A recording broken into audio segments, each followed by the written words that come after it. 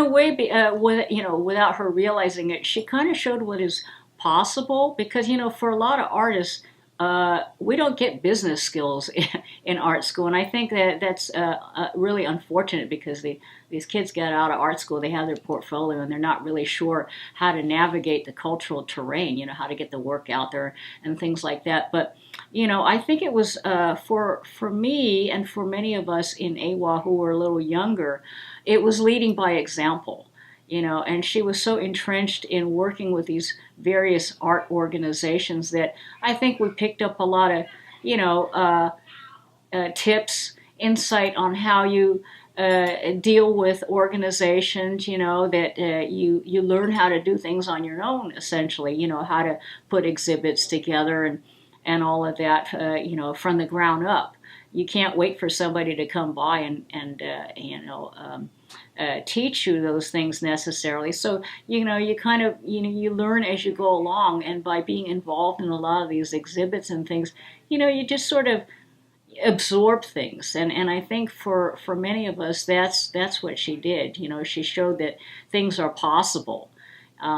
It's not something you necessarily learn when you're actually going to art school, but you pick it up because, you hang out with people who, you think they know what they're doing, or they've been through it, you see how they put shows together and that kind of a thing. I think that's the only thing I can say about that, what she passed on to us. Mm-hmm. Do you think that's her lasting? I think that's part of her lasting legacy. Because for a long time when she wasn't able to do her own work because she was busy, helping everybody with their arts organizations or whatever, that's what she was known more for. She was known for her community activities, working in Chinatown and helping get money for, various arts programs and things like that. And I think her own art sort of took a back seat to all of that. And maybe people weren't always aware of the fact that she actually was, an artist in her own right, unless you, were somewhat close to her. So there were gaps in her exhibition history. But toward the end of her life, she had a sort of cadre of friends who were involved in the art and were able to help her get work out there. She showed in a group show at Rutgers University. She was honored by the Women's Caucus for Art some years ago for her contributions. And unfortunately, she was not in good health, especially toward the end.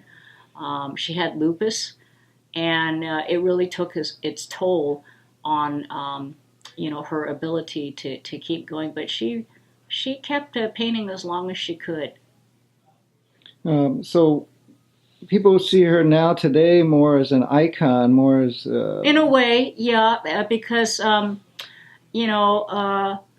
there were so few from that era and earlier. I mean, the most recent one, of course, is Ruth Asawa, who just passed. Fortunately, she enjoyed, the recognition that she deserved, and she was another one who, gave a lot of years to helping other people with community arts programs, and she helped found School of the Arts, and so in a way they had, and I think they actually knew each other. Although Bingo was a little younger, they had a similar commitment. And I think that's what some of us really appreciated, that they were really good as artists, but they also didn't hold back on sharing what they knew and helping others, along and helping them seek their own path. And so I think for us, Bing and Ruth Asawa and a handful of others, they were our pioneers. They kind of led the way. And what do you think people will take away from watching this documentary?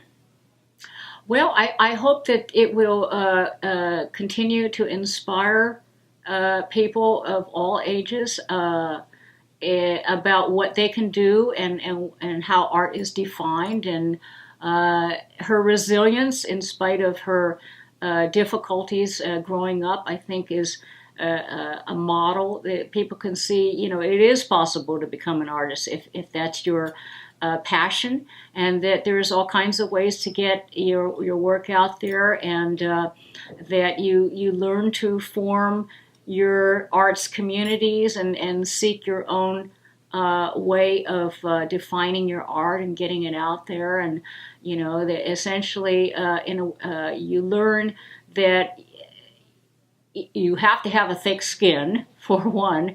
And I think that in spite of people who might have said, oh, you can't do this, or that's not the way you should be doing it, or gee, this is too difficult, or whatever, I think the story shows that it is possible to carve out a life for yourself as an artist. Hopefully it won't be quite as difficult for those who are emerging as it was for Bernice and her generation, but we want to encourage people that it is possible, and there's much to be learned from our elder communities in that regard. So I hope it touches a lot of people in different areas, community arts, or the fine arts, helping open up the idea of what fine arts is all about, and that kind of a thing. I think it's going to be an exciting film.